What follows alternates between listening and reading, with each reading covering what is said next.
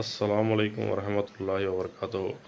அனைவர்களுக்கும் ஈதுல் ஃபித்ர் பெருநாளுடைய வாழ்த்துக்கள். தீன் என்பது அல்லாஹ்வுடைய கட்டளை, முகமது நபி ஸல்லல்லாஹு அலைஹி வஸல்லம் அவர்களுடைய வாழ்க்கை வழிமுறையாக இருக்கின்றது.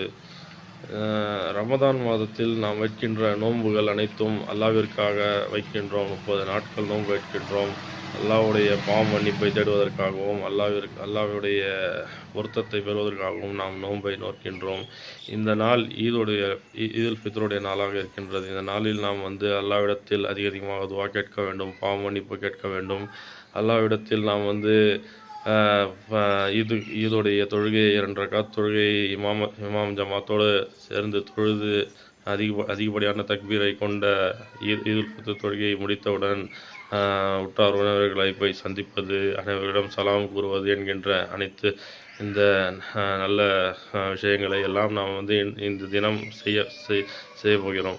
இன்ஷா அல்லாஹ் நம்முடைய அமல்கள் அல்லாஹ் ஏற்றுக்கொள்வானாக. நம்முடைய